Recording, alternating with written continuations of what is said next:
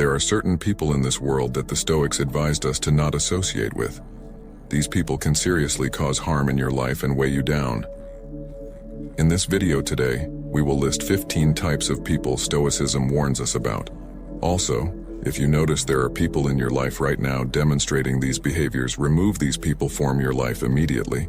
Before we start this video, I would like to say thank you for watching and don't forget to like. And if you are watching this and not subscribed, make sure you subscribe and hit the bell for more life-changing Stoic content. Number 1. The flatterer. One type of toxic person Stoics warn us about is the flatterer. This is someone who showers us with insincere praise and compliments, not because they truly admire us, but because they want something from us.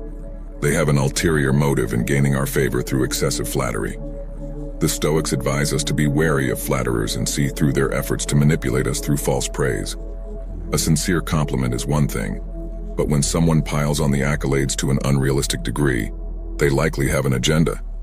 The flatterer may be trying to get on our good side in order to ask for a favor, gain power or influence through our approval, or simply stroke their own ego by winning our admiration. Whatever the flatterer's aim, their excessive praise is just a means to an end for themselves, not a genuine reflection of our merits. The Stoics warn us not to be taken in by these tactics. We should question the motivations behind any over-the-top flattery and be cautious about putting too much stock in the flatterer's words or giving them what they want. Insincere praise does us no good. The wise course is to see through the flattery to discern the flatterer's true intentions. Number 2. The greedy. Another toxic personality type the Stoics warn us to be wary of is the greedy. These are individuals consumed by material desires and the pursuit of wealth. Their insatiable avarice clouds their judgment and character. For the greedy, accumulating money, possessions, and status symbols is the primary driver in life. They constantly crave more, never feeling they have enough. Even if they are already rich, their greed knows no bounds. They will scheme, exploit, and step on others in order to gain more wealth and possessions.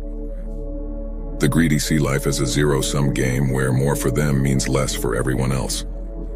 They are unwilling to share because they want everything for themselves. Their greed also makes them profoundly insecure. No amount of wealth is ever enough to satisfy them. The Stoics recognize that greed stems from a mindset of scarcity. The greedy are never content because they always feel they lack something. This destroys their peace of mind and integrity. The Stoics advise us not to be consumed by greed. There is great freedom in being satisfied with having enough and focusing on things of true value, character, wisdom, and serenity. The greedy have a distorted set of priorities, chasing money and possessions over virtue and tranquility. Their judgment is compromised by endless cravings. The Stoics warn us not to emulate the greedy or envy their wealth. More does not mean better. Fulfillment comes from within, not from external gains. Number 3. The envious. The envious are another type of toxic individual the Stoics advise us to avoid and not emulate. These are people who resent the talents, successes, or possessions of others. They are continually jealous of what others have. The envious feel that another person's good fortune comes at their expense. They operate from a mindset of scarcity, assuming life is a zero-sum game. So when someone else gains something, they think it means less for them. This breeds resentment, insecurity, and animosity within the envious. They act out of these feelings by trying to undermine those they envy. The envious person will attempt to belittle others' talents, dismiss their success as luck or privilege, and spread nasty rumors. Basically, they try to cut down people they see as above them. Envy also makes the envious person spiteful. They can't stand seeing someone else get ahead, so they try to spoil it rather than find inspiration in others' accomplishments. The envious person's jealousy leads them to make snide remarks, deliver backhanded compliments, and secretly revel when the envied person faces misfortune. The Stoics recognize envy as a type of involuntary moral weakness stemming from lack of wisdom, but they emphasize we can choose whether or not to act from envy. The wise course is to view others with goodwill and celebrate their successes, not resent them. We should be inspired by others' talents to cultivate our own virtues rather than falling into envy's trap. Number 4. The angry. Another problematic personality type the Stoics warn about is the chronically angry person.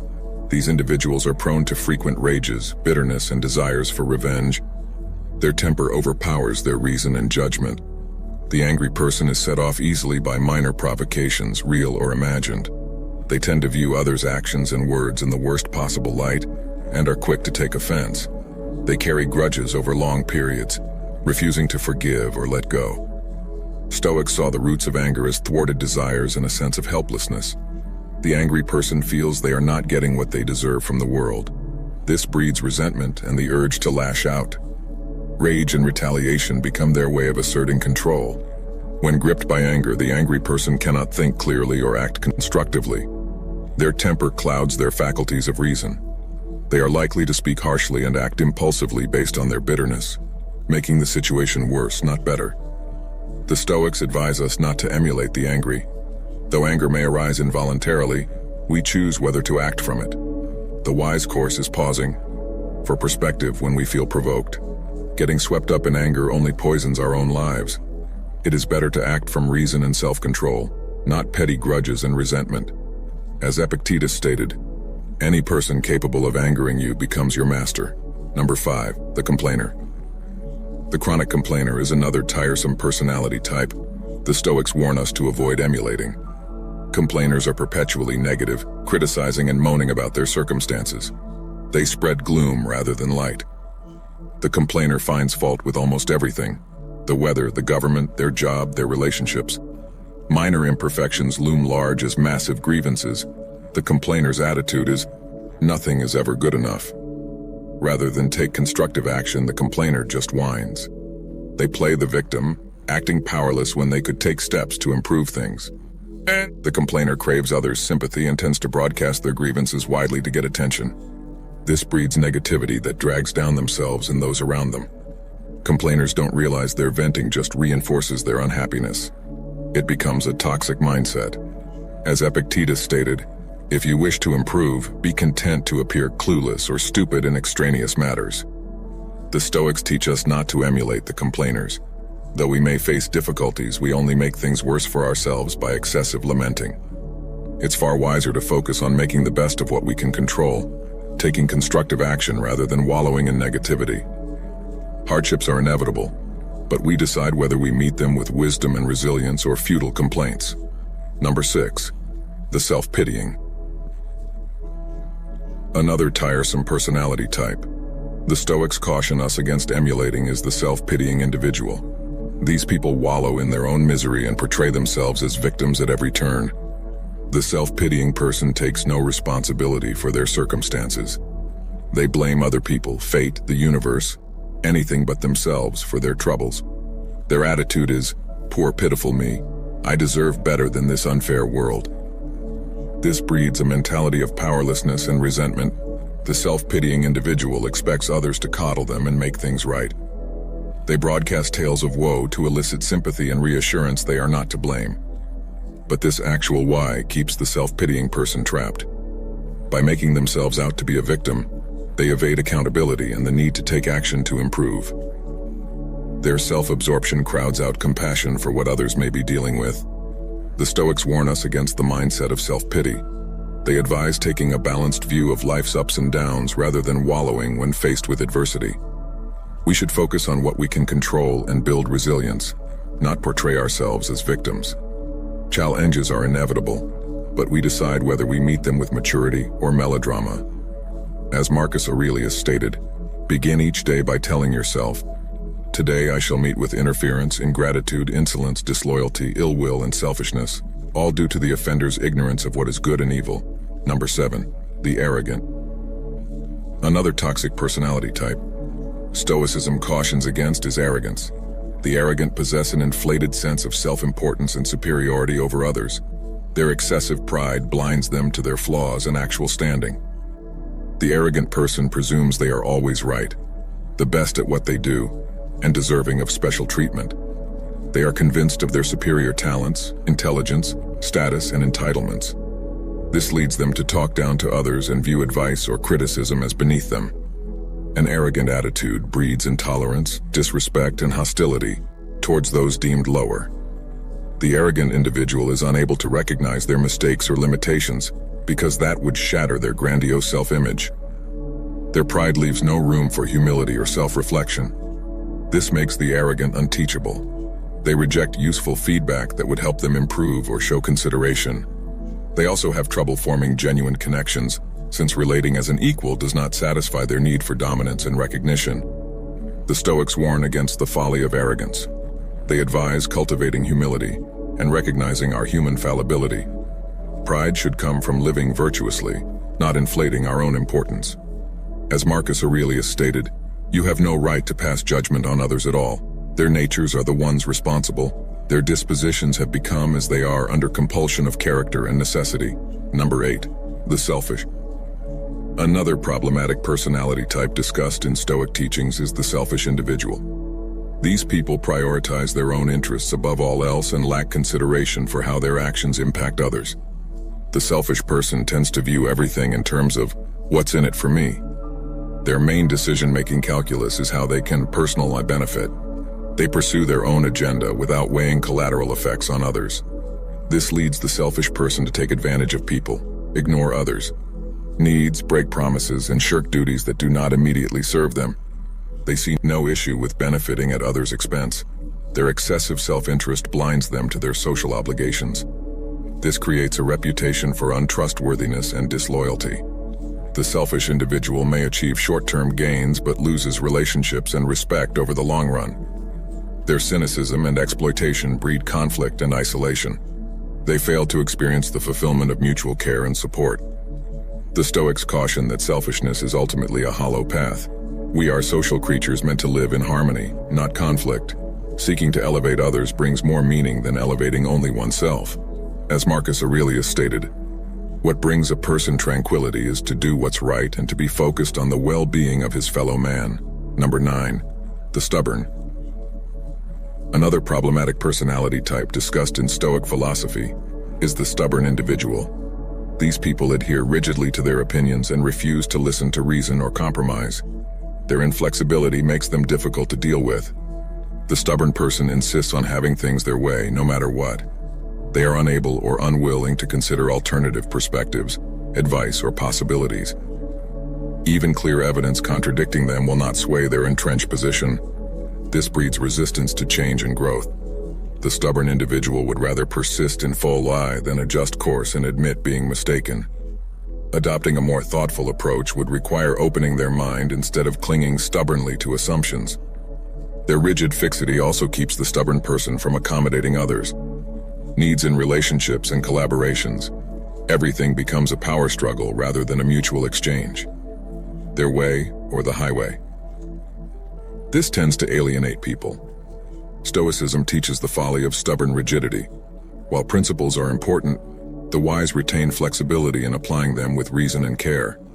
We harm ourselves when we refuse to adapt to changing circumstances or listen to wisdom from others. Our goals should be truth and improvement, not clinging obstinately to fragile ego. Number 10. The insensitive. These people lack empathy and care little about how their words and actions impact others. The insensitive person does not pick up on social cues or understand others' perspectives. They are tone deaf to what might hurt, offend, or upset someone. They plow recklessly ahead with their agenda without regard for the effects. This insensitivity breeds hurt and resentment. The insensitive person leaves a wake of bruised feelings, anger, and people who feel devalued. Yet the insensitive remain oblivious or indifferent to the harm caused. They do not reflect on how to conduct themselves with greater tact and care. Their harshness and lack of empathy tend to alienate people. Mean-spirited humor, blunt criticism, and callous disregard erode goodwill and trust. The insensitive person's relationships stay shallow because no one feels safe being vulnerable around them. Stoicism advocates developing greater empathy, compassion, and care in our conduct. While we cannot control how others receive us, we should aim to interact with kindness and consideration. Thoughtlessness yields discord and isolation. Thoughtfulness yields understanding and community. As Marcus Aurelius stated, a wrongdoer is often unaware that he is doing wrong. Number 11. The cynical. Another toxic personality type discussed in Stoic philosophy is the cynic.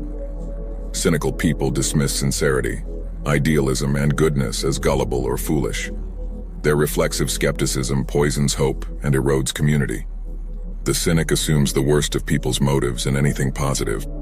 They are scornful of virtues like honesty, compassion, and altruism, believing no one genuinely upholds such principles. The cynic's default is derision and distrust. This cynical posture stems from disappointment and protects their ego. If they reject virtue as real, the cynic avoids feeling naive for believing in goodness or let down when it fails. Yet their skepticism becomes a self-fulfilling prophecy, pushing people away and degrading what they doubt. The cynic's caustic remarks and hair-triggered doubt tend to alienate others. Their derisive humor and refusal to believe the best corrode human connections. Beneath their protective scorn lies sadness about the good they feel cheated of.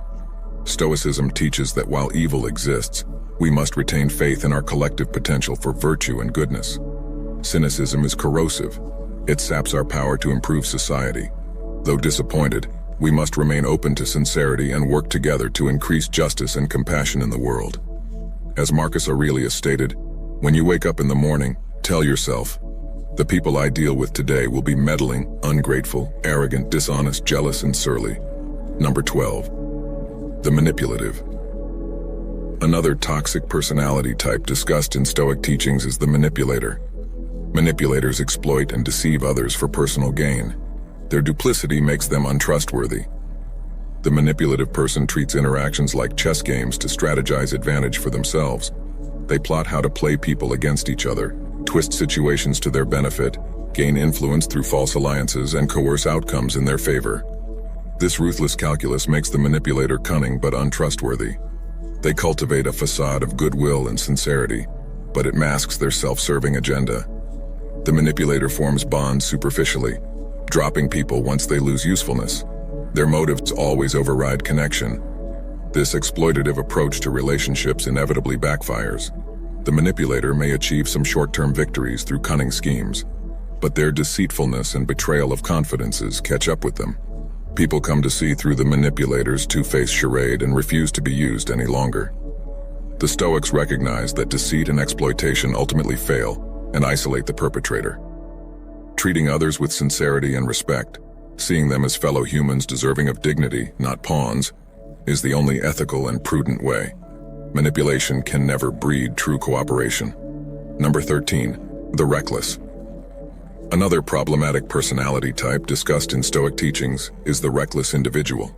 Reckless people take unnecessary risks and fail to consider the consequences of their actions. Their carelessness endangers themselves and others. The reckless person loves courting danger and pushing limits with little forethought. They get a thrill from taking foolish gambles, ignoring warning signs, and engaging in hazardous behavior without precautions. They seem to believe the rules don't fully apply to them. This recklessness breeds disaster down the line. The reckless person leaves a wake of crises that could have easily been avoided with prudence and self-control. Their lack of discipline impacts not just themselves but all those affected by their poor choices. Yet even when their recklessness causes harm, the reckless individual fails to learn. They rationalize away mistakes, avoid accountability, and continue blindly indulging their whims. They fail to cultivate wisdom by reflecting on their errors. Stoicism stresses living rational why, not recklessly. While courage has its place, true bravery tempers boldness with reason to produce virtue, not hazard. Recklessness benefits no one in the end. We have duties to ourselves and others to show disciplined self-control, face consequences, and learn from mistakes. As Seneca stated, nothing is more dishonorable than rashness. Number 14. The unprincipled. Another problematic personality type discussed in Stoic philosophy is the unprincipled individual. These people lack integrity and moral standards. They will go to unethical lengths to get what they want. The unprincipled person does not feel bound by concepts of right and wrong. They are willing to lie, cheat, steal, betray, break promises, and harm others in pursuit of their ambitions. The end always justifies the means in their calculus. This creates an anything-goes mentality. The unprincipled person follows no inner sense of ethics or conscience. They have no trouble deceiving those who trust them or exploiting people's weaknesses for gain. Other people are just obstacles or tools. This unscrupulous approach inevitably backfires. The unprincipled person becomes untrustworthy and despised once their duplicity emerges. They leave a trail of disillusionment and lives damaged by their unethical actions. Any achievements they gain prove hollow. Stoicism stresses that pursuing virtue and noble purposes is the only path to true success. While worldly ambitions come and go, moral integrity endures. We must be willing to lose everything external before sacrificing inner principles. In the end, the unprincipled have nothing of lasting worth. As Marcus Aurelius stated, a branch cut away from the branch beside it is simultaneously cut away from the whole tree. Number 15. The vicious. The final toxic personality type Stoicism warns about is the vicious individual. These malicious people take pleasure in cruelty, domination, and causing harm to others. Their callousness makes them profoundly dangerous. The vicious person sees compassion as weakness and derives satisfaction from inflicting pain. They are bullies who terrorize the vulnerable to assert power, or they subtly torment their targets mentally and emotionally. Their aggression covers deep sadism and insecurity. This active destructiveness poisons the vicious person's relationships and community. Their cruelty and exploitation of the weak breed fear and distrust. They leave trauma and despair in their wake. Their malice is an illness of the soul contagious to all they contact. Stoicism stresses that as social beings, our fates are intertwined. Harming others ultimately harms ourselves. We must vigorously resist the lure of gratuitous cruelty, which destroys human dignity and bonds. True strength comes from uplifting others through empathy and care.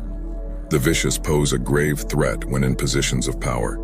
Stoicism calls on us to renounce and check those who revel in causing harm. A healthy society allows no room for malice. As Marcus Aurelius stated, to harm others is to harm yourself. The vicious may seem to gain temporarily through evil, but they lose their humanity in the process. If you're listening to this, thank you for staying till the end. If you feel any of these Stoic lessons resonated with you today, feel free to start a Stoic discussion in the comments. I welcome Stoic discussions as they are what the great Stoics like Marcus Aurelius and Seneca advised for. If you enjoyed the video, don't forget to like. And if you want more content like this, subscribe and hit the bell. Thank you for watching, and as always, I hope you find peace and serenity in the Stoic ways.